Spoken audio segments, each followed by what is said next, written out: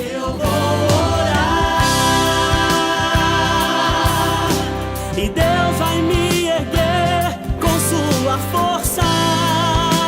Muralhas vão cair, nada pode resistir ao poder da oração.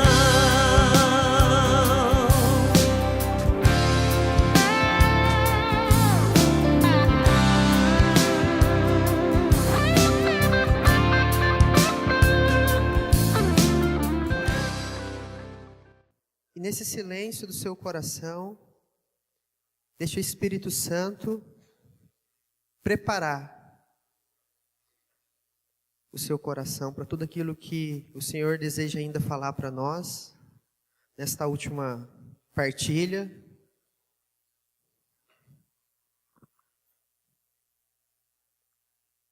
Vamos pedir, através da música, desse canto, que o Senhor possa derramar o seu Espírito sobre o nosso coração, para que a gente possa preparar os nossos pensamentos, os nossos sentimentos, na quietude do Senhor.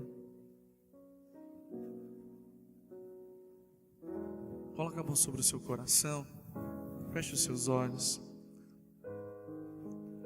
Vamos cantar pedindo que o Espírito Santo possa vir sobre nós. Mais uma vez pedindo.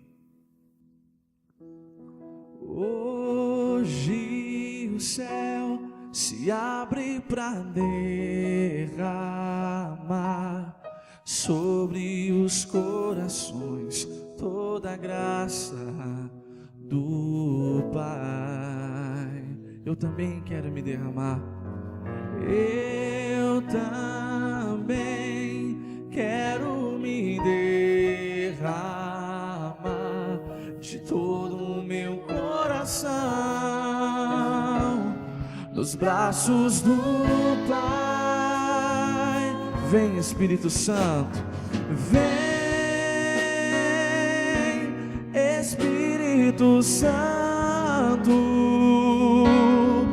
com teu poder toca meu ser, fluir em mim. Vem, Espírito Santo, com teu poder toca meu ser, fluir. Só você pedindo, meu irmão, minha irmã. Vem, Espírito Santo, vem.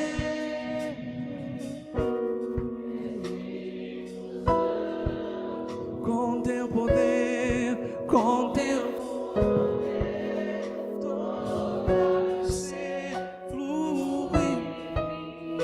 Para selar no seu coração, peça, vem, vem.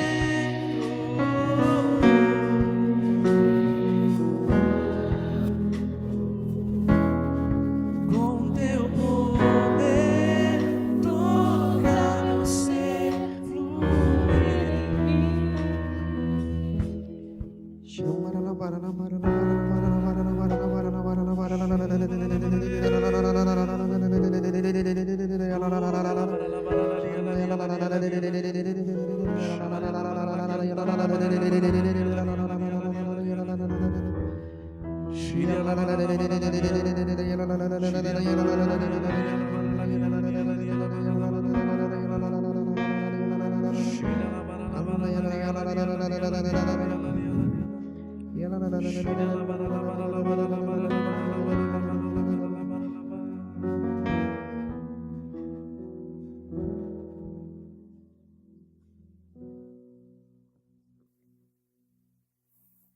Nossa Senhora das Graças, Rogai por nós.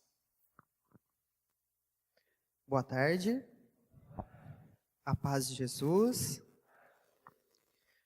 tema que eu vou partilhar com vocês neste momento é Renovação Carismática Católica como um novo Pentecostes. Então, a Renovação Carismática Católica, esse movimento a qual nós fazemos parte, ou estamos vindo pela primeira vez, ele é um novo Pentecostes para a igreja. Mas, como o nome diz, ele é um movimento que pertence à igreja. É a Igreja Católica, Apostólica, Romana. E eu quero convidar você a pegar a Sagrada Escritura no Evangelho de São Mateus, capítulo 16, versículo 18. Evangelho de São Mateus, capítulo 16, versículo 18.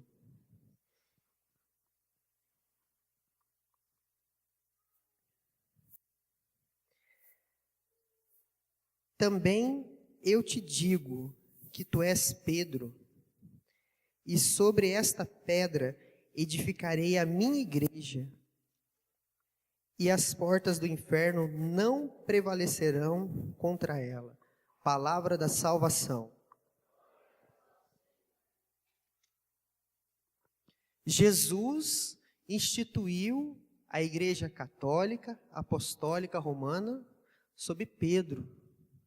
Jesus é o fundador da nossa igreja. Sobre ti edificarei a minha igreja. Ele não diz as minhas, mas ele usa o termo no singular. Esta é a igreja que Jesus fundou. Ali Jesus depositou a fé. Ali no colégio apostólico está o depósito da fé, a partir dos ensinamentos de Jesus. Eles aprenderam o que eles deveriam fazer. E a partir disso, nós vamos vendo eles caminhando com Jesus, observando os prodígios, os milagres, a graça acontecendo no meio do povo. Depois vem a crucificação, morte, ressurreição. Depois, o grande dia de Pentecostes, o dia a qual nós celebramos o nascimento da igreja, quando eles ficam cheios do Espírito Santo e saem com destemor para anunciar. E a partir dali, foram se juntando mais e mais pessoas, junto com os apóstolos. E eles precisavam, então, organizar a vida em comunidade. E aí o primeiro catecismo que foi constituído na nossa igreja, chamado Didaquê, que é o conjunto de regras, como as pessoas deveriam se portar na mesa da Eucaristia, como eles deveriam viver na vida de comunidade. Então eles já começaram a desenvolver ali o magistério da igreja.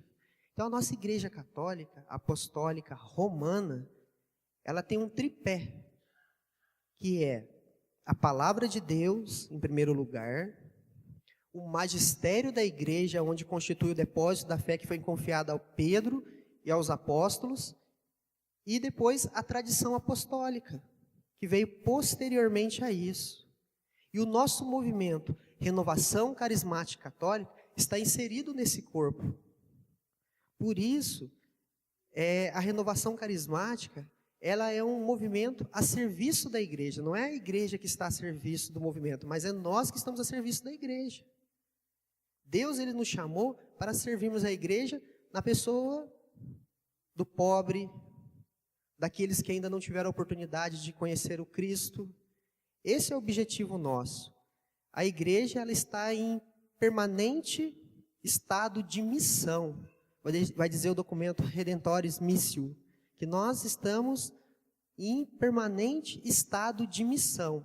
E a partir da graça de Pentecostes, nós saímos para fazer isso, anunciar a boa nova a todos.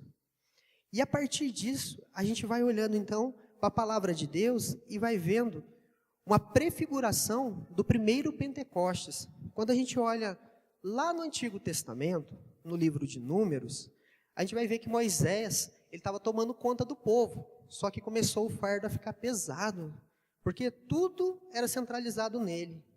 E aí, ele, ouvindo o conselho do seu sogro, ele partilhou o Espírito de Deus com os anciãos, com 70 anciãos, e aqueles homens começaram, alguns a profetizar, e começaram a cuidar do povo também.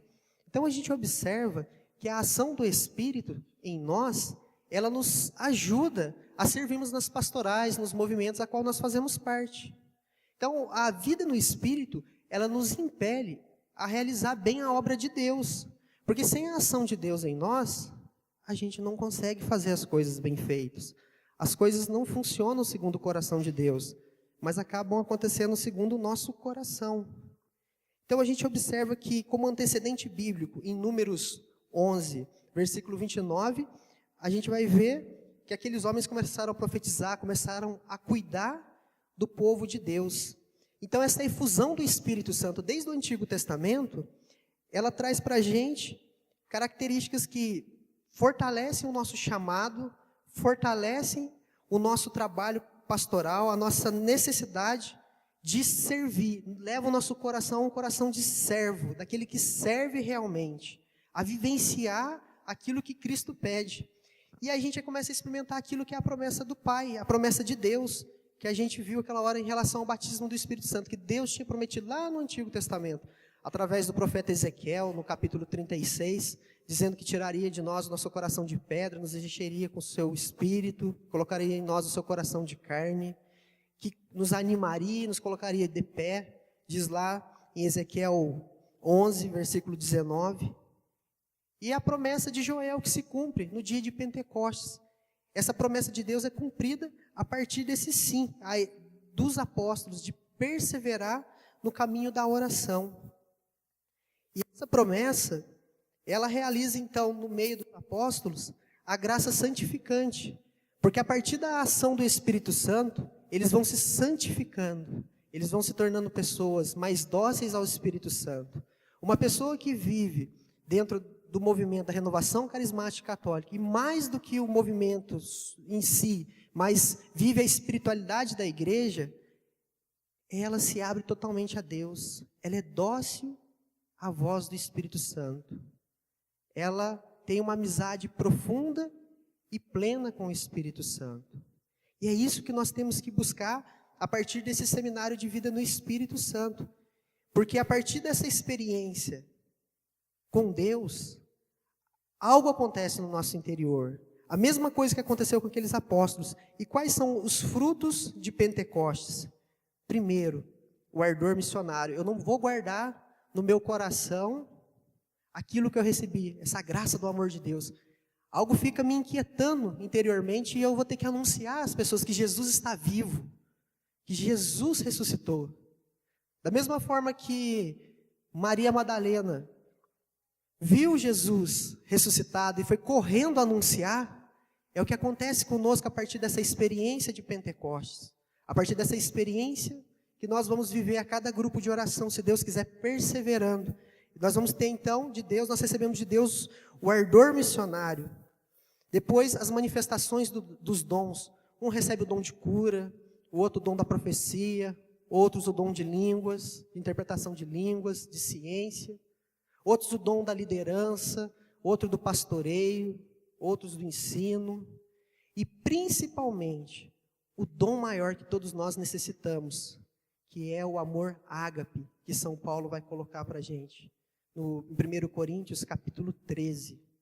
Versículo 13, ele fala das virtudes teologais. A fé, a esperança e o amor. E a maior delas é o amor ágape. É a doação, é a entrega, a partir dessa experiência com Deus. Esses são os frutos de Pentecostes que tem que ser revelado em nossa vida. Nós revelamos Deus para as pessoas a partir do nosso comportamento, a partir da nossa atitude, a partir do nosso sim. E aí nós vamos olhando para a renovação carismática como um novo Pentecostes. Nós olhamos para a história da igreja, que não tem como você desvencilhar a renovação carismática católica da história da igreja, por ela fazer parte da igreja. Quando nós olhamos para a era patrística da igreja, os primeiros pais da nossa igreja, logo posteriormente, depois dos discípulos, vieram então os discípulos dos discípulos, São Policarpo, São Cirilo e outros, Tertuliano, e eles vão dando um embasamento para a gente sobre essa vida no Espírito, sobre essa efusão no Espírito. É interessante o que diz São Cirilo de Jerusalém. Lá em Atos 2, quando a gente começa a ler, diz lá, do 1 ao 4, que o Espírito Santo veio sobre eles como línguas de fogo, e eles ficaram como se estivessem embriagados. As pessoas escutaram eles lá, os ruídos de Pentecostes, as pessoas falam, nossa, eles estão embriagados de vinho doce. E o que São Cirilo de Jerusalém, ensinando os neocatecúmenos, ele fala sobre isso? São Cirilo ele vai dizer assim: sobre a acusação que os discípulos estavam embriagados com o vinho doce, eles não estavam bêbados do modo que imaginavam. Eles estavam embriagados de fato com a intoxicação sóbria, que mata o pecado e dá vida. Eles estão embriagados por terem bebido vinho daquela videira mística que afirma o Senhor: eu sou a videira e vós sois os ramos. João 15:5. Então, aquilo que aconteceu com os discípulos não foi algo que a bebida, que o álcool causa na pessoa, algo que deixa ela totalmente entorpecida, mas essa bebida celestial, essa bebida mística, como ele coloca, dessa videira mística, que mata o pecado e dá a vida. Então a ação do Espírito Santo em nós, ela mata o pecado e nos dá uma vida plena. Então a gente tem embasamento, até mesmo pela patrística, para falar sobre essa espiritualidade pentecostal que a renovação carismática coloca para a gente viver. Esse movimento que está a serviço da igreja. E aí, Santo Hilário também vai dizer: o Espírito torna viva a doutrina da nossa filiação divina. O Espírito Santo, então, ele torna viva a nossa vida em Cristo. Ele torna vivo no nosso coração a doutrina que nós somos filhos de Deus. Não é somente algo distante que a gente escuta: você é filho, você é filha de Deus. Mas o Espírito Santo, ele convence o nosso coração. Ele nos dá a graça de sabermos, de reconhecermos que nós somos filhos de Deus, a partir dessa graça. São Cipriano, ele vai dizer: quando iniciamos a vida no Espírito, começamos a compartilhar a vida eterna de Deus. Então, a partir do batismo no Espírito Santo, aquela experiência que os apóstolos tiveram, e a experiência que nós tivemos hoje pela manhã, nós começamos então a compartilhar a vida eterna de Deus. Vai dizer para nós São Cipriano. Esses são um dos primeiros padres da nossa igreja, do início do cristianismo, mostrando para a gente como é essencial e fundamental a vida no Espírito Santo, a vida unida a Deus. E a partir dessa vivência no Espírito, a gente vai conseguir transformar toda a realidade que está próxima de nós, a qual nós fazemos parte. A partir dessa vida no Espírito, nós vamos conseguir fazer com que as pessoas experimentem essa graça santificante do Espírito Santo. E aí vai passando pelos séculos, a igreja vai continuando caminhando, e quando a gente chega no século XIX, o Espírito Santo, ele vai suscitar a freira Helena Guerra, chamada Beata Helena Guerra. O Espírito Santo fala ao coração dela que se deveria voltar novamente à devoção a Ele. E ela se sente impelida ao Espírito Santo a escrever uma carta para mandar para o Papa Leão XIII. Mas a freira Helena Guerra, com toda a humildade, com todo o discernimento, o que ela faz? Ela começa a rezar, fala: não, eu não vou mandar a carta ainda para o Papa Leão XIII, eu vou esperar, e fica pedindo a Deus que dê uma confirmação para ela. E aí um dia, uma cozinheira lá do convento vem e confirma para ela, sem que ela tivesse revelado isso para ninguém. Somente o diretor espiritual dela sabia disso, e Deus. E Deus usa aquela mulher simples da cozinha para confirmar para a Beata Helena Guerra que ela deveria mandar as 13 cartas para o Papa Leão XIII. E ela começa a trocar correspondência com o Papa Leão XIII, falando para que nós deveríamos voltar à devoção à pessoa do Espírito Santo. E o Papa Leão XIII, com toda a humildade de coração, ele ouve o apelo dela, e aí o que ele faz? Ele publica um documento chamado Provida Matris Caritate, na qual ele pedia que toda a igreja que celebrasse entre a festa da Ascensão e de Pentecostes a novena do Espírito Santo. Então a novena do Espírito Santo, ela é a única novena litúrgica da nossa igreja. É a novena mais importante da nossa igreja, da Igreja Católica Apostólica Romana, a qual nós celebramos esse grande derramamento do Espírito Santo, que foi o dia de Pentecostes, que se encerra no dia de Pentecostes, o nascimento da nossa igreja. Então, a partir disso, o Papa, com a sua simplicidade, ouve o Senhor através de Helena Guerra e confirma no seu coração aquilo que o Senhor já falava a ele, de forma particular. E no ano de 1901, o Papa Leão XIII, ele consagra o século XX ao Espírito Santo. Ele inicia na missa da vigília, de 31 de dezembro, com o canto Veni Creator, vem Espírito Criador, consagrando o século XX à pessoa do Espírito Santo. E a partir desse momento, começa a acontecer algo extraordinário na história. Começa a haver um reavivamento do Espírito, novamente, no meio do povo. E é interessante como que a providência de Deus vai atingindo o coração, principalmente daqueles que estão à frente da nossa igreja, dos nossos pastores. É interessante que depois, anos mais tarde, o bispo chamado Ângelo Roncalli, ele tem uma graça muito grande de Deus. Ele vai para uma aldeia na antiga Tchecoslováquia, e quando ele chega lá, a primeira coisa que ele observou, ele sendo um homem culto, um homem que viajava, que tinha muito conhecimento, ele olhou e viu que naquela aldeia, naquele local onde havia muitas pessoas, não existia hospital. Ele pensou consigo, puxa vida, como será que esse povo faz? Deve sofrer muito, porque não tem hospital, não tem médico. E aí à noite ele foi celebrar a missa. E a missa naquele tempo era no rito em latim. E aquele povo muito simples, que mal sabia ler, ele percebeu que na Santa Missa, ele sentado, ele via que o rosto deles era diferente, era um rosto que transfigurava o rosto de Cristo. E aí ele percebeu aqueles homens rezando na simplicidade, participando de uma missa, como ele nunca tinha visto ninguém participar da missa, com uma disposição interior jamais vista por ele. E aí ele achou diferente. Aí ele foi conversar, foi visitar a casa de algumas pessoas, e na casa de algumas pessoas, ali eles se reuniam para rezar. E aí ele começou a observar eles rezando, e aí ele viu profecia.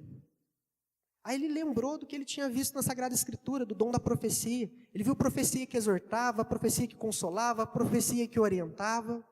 E aí ele observou que as pessoas doentes eram colocadas no meio da reunião de oração ali, eles impunham as mãos e as pessoas eram curadas, milagrosamente, como no início do cristianismo, como na era apostólica, como na era patrística.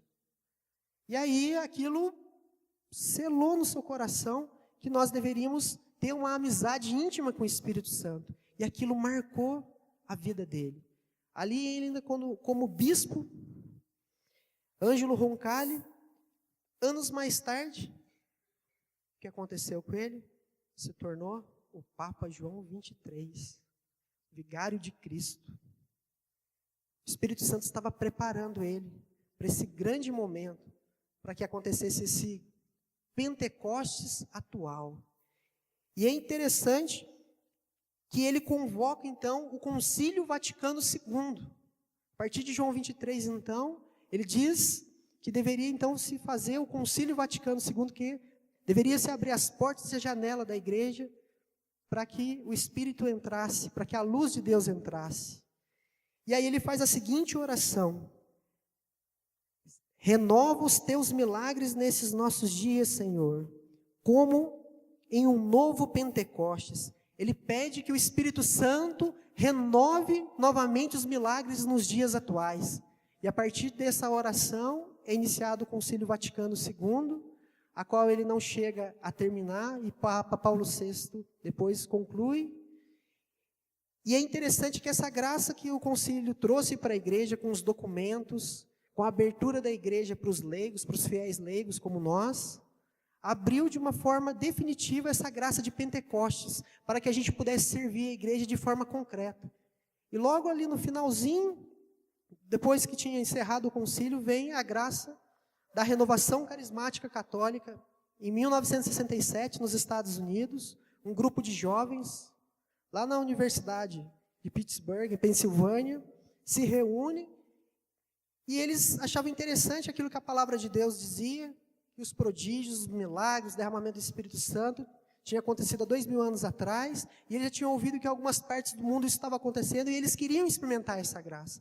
E rezando unânimes, eles foram batizados no Espírito Santo. Começaram a rezar em línguas, a profetizar, e eles viram a promessa de Deus se cumprir na vida deles. E ali deu-se início, então, à renovação carismática católica. E aí foi crescendo, as pessoas foram sendo batizadas no Espírito Santo, e foi sendo difundido pelos Estados Unidos, foi sendo difundido pela América Latina, pelo mundo, e hoje é essa graça a qual nós contemplamos. E a partir dali, a renovação carismática católica foi sendo acolhida pela nossa igreja, de forma amorosa pelos santos pastores. Houve, em alguns momentos também, algumas restrições, porque não compreendiam bem o que estava acontecendo, mas, a partir daquilo que eles foram vendo, a seriedade do povo, da vida, do testemunho, foi sendo acolhida, e a renovação carismática católica foi se organizando como um movimento, assim experienciando aquilo que a igreja própria deixou para nós, a partir do documento Christo Fidelis Laici, que vai dizer para nós que nós, como fiéis leigos, podemos formar uma associação de leigos para o desenvolvimento pastoral, da evangelização, da ação social, e a partir disso se organizou numa instância mundial, numa instância nacional, estadual, diocesana, paroquial e dos grupos de oração, essa graça a qual nós contemplamos hoje. E a partir daí, a renovação carismática católica foi ganhando a sua própria identidade, uma identidade pentecostal. Qual que é a identidade da renovação carismática católica hoje? A identidade, em primeiro lugar, o coração da renovação carismática católica é o batismo no Espírito Santo.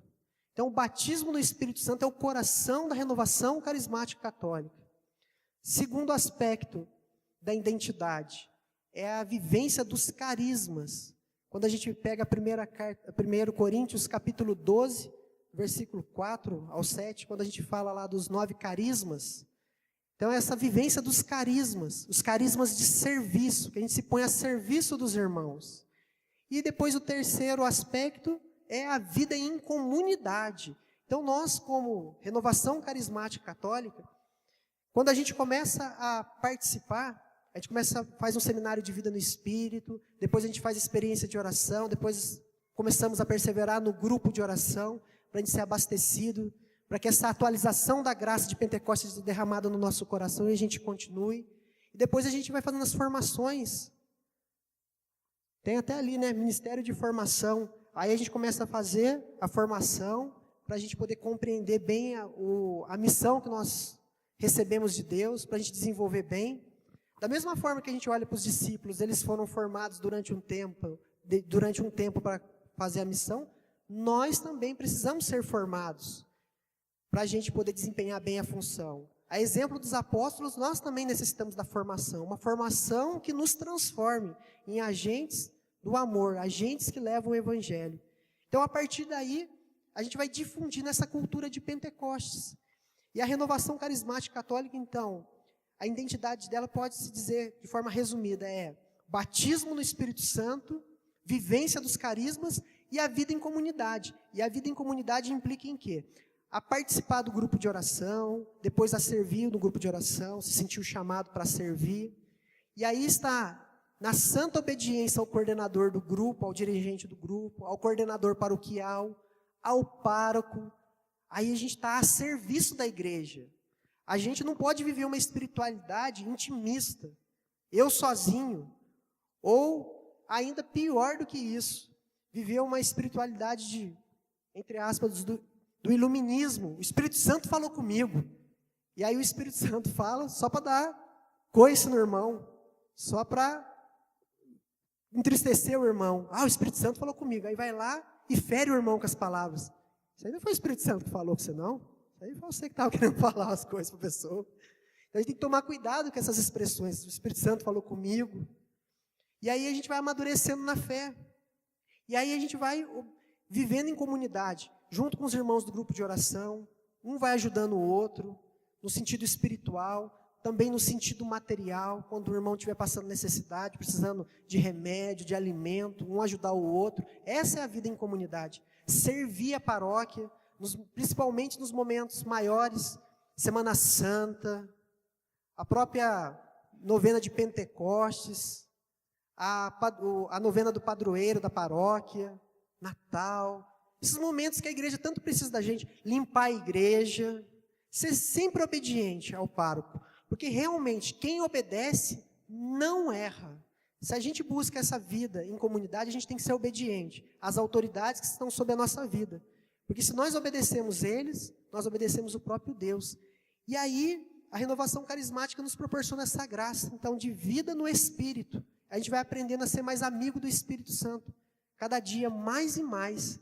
E aí, um outro aspecto que é muito importante em relação à renovação carismática, que ela é um movimento eclesial. Então, a renovação carismática católica, ela tem aspectos de eclesialidade. O que significa eclesialidade? Vem de eclésia, que significa igreja.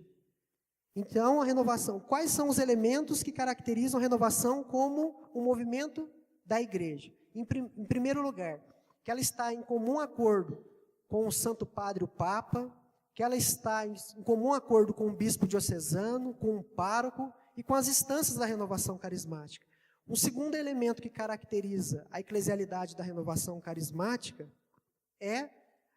está em comum acordo com a palavra de Deus, com o magistério da igreja e com a tradição da igreja. É isso que caracteriza o nosso movimento. Por isso, a gente tem que tomar cuidado as fontes que a gente vai buscar conhecimento. Porque a gente corre um risco muito grande, e isso é um risco que todos nós corremos se a gente não vigiar.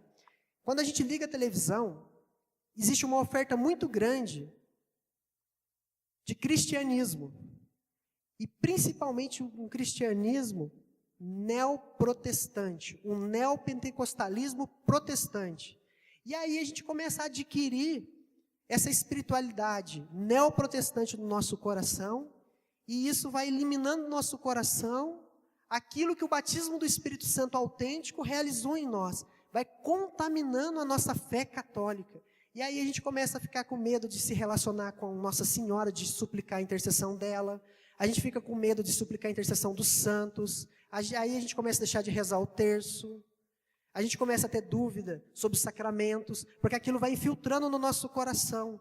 Então, se a gente em primeiro lugar, batizado, a gente é crismado, a gente é cristão católico, apostólico romano, nós não devemos ficar bebendo de outras fontes, porque nós já temos fontes suficientes. São 2000 anos de igreja. Nós não precisamos beber de outras fontes. Nós não precisamos buscar em outros lugares. A água viva, a água limpa que precisamos está na Igreja Católica Apostólica Romana, a que Jesus fundou, a que o Evangelho de Mateus, capítulo 16, versículo 18, diz: sobre ti, Pedro, edificarei a minha igreja, e as portas do inferno não prevalecerão. É aqui na Igreja Católica que nós devemos viver e crescer na nossa fé. Buscarmos um diretor espiritual para nos orientar, os irmãos maduros na fé, para nos ajudar, quando a gente estiver com dificuldade ou com dúvida na fé, pedir a oração dos irmãos, pedir ajuda, procurar viver o amor. É isso que a renovação carismática católica nos convida a viver, a ser pessoas que servem. Toda pessoa que faz parte da renovação carismática católica, ou melhor dizendo, da igreja, tem que ter no seu coração que ela é um servo, ela está aqui para servir. Todo aquele que recebe um ministério de Deus, independente se é na renovação carismática, se é ministro extraordinário da Sagrada Comunhão, se é da pastoral familiar, se é vicentino, se é da música, da pastoral litúrgica, a gente tem que colocar no nosso coração que nós estamos para servir, para proclamar o reino de Deus, proclamar o Cristo ressuscitado. O Papa Francisco ele vem falar para a gente aqui no Evangelho Gáudio, a alegria do Evangelho, que a gente tem que proclamar com alegria o Evangelho de Jesus Cristo, porque nós temos que ser essa igreja de saída, e é isso que a renovação carismática católica é Ela nos impulsiona a ser essa igreja de saída que leva o amor às pessoas. E é isso que o Senhor, neste seminário, quis selar no nosso coração. A partir da efusão do Espírito Santo, a partir da vivência desse senhorio de Jesus. Porque nós só podemos proclamar, como o Fabrício disse, que Jesus é o Senhor a partir da ação do Espírito. E proclamar que Jesus é o Senhor é a partir da vida em comunidade, é a partir do serviço, é a partir do amor. E é isso que o Senhor hoje faz no nosso meio. Ele levanta aqui no nosso meio novos cristãos, novas pessoas. Ninguém que fez esse seminário, ninguém vai sair da mesma forma que entrou. Todos vocês foram tocados pela graça de Deus, pelo Espírito Santo. E a partir de hoje, cada um de nós recebe uma missão do Senhor. Ide, pregai o Evangelho a toda criatura. Essa é a nossa missão. A missão da Renovação Carismática Católica é ser rosto e memória de Pentecostes. É anunciar o Evangelho com alegria, com ardor. É levar o batismo do Espírito Santo a todos. Amém? Vamos nos colocar em pé, por favor. Eu convido você a erguer teus braços lá no alto. E reza assim comigo: Senhor, renova os teus milagres neste dia, como um novo Pentecoste. Vem, Espírito Santo. Vem, Espírito Santo. Derrama sobre mim. Derrama sobre mim os teus dons. os teus dons. Vem, Espírito Santo, e me capacita para servir. Espírito Santo, dai-me a graça de perseverar no teu caminho. Vem, Espírito Santo. Vem, Espírito Santo. E sela toda essa graça. No meu coração. E levanta o seu braço lá no alto, meu irmão. Feche os seus olhos. E permita que agora, como o Júlio disse, o Espírito Santo possa selar no seu coração essa graça. O Espírito Santo de Deus possa agora definitivamente marcar no seu coração que você nasceu e foi chamado para servir a Deus na Igreja Católica. Que Deus quer fazer de você um verdadeiro discípulo, um verdadeiro servo, um instrumento de salvação na sua casa, para a sua família e para todos aqueles que convivem com você. Levanta o seu braço. Hoje o céu se abre com toda a força. Hoje o céu se abre para derramar sobre os corações toda a graça do Pai. Eu também quero me derramar.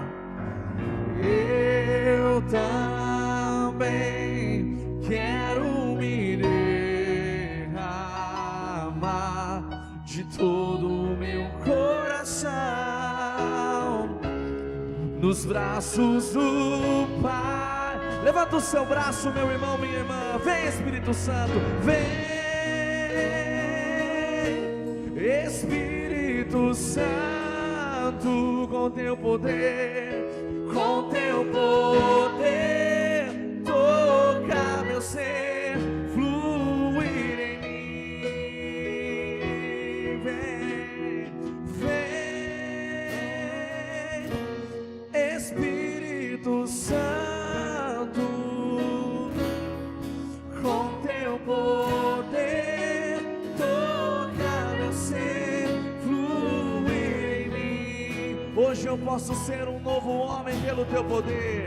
Hoje eu posso ser um novo homem pelo teu poder. Renascer.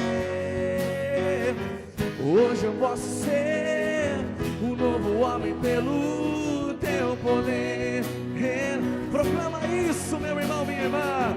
Hoje eu posso ser um novo homem pelo teu poder. Hoje eu posso ser um novo homem pelo teu poder.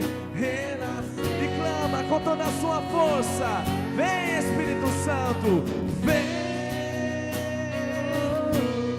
Espírito Santo,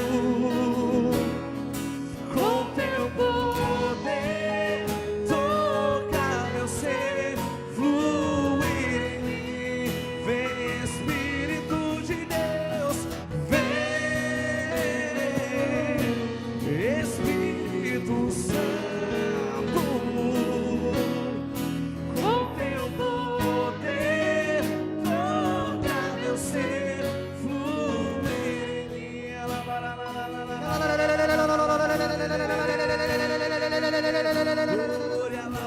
Vem, Espírito Santo,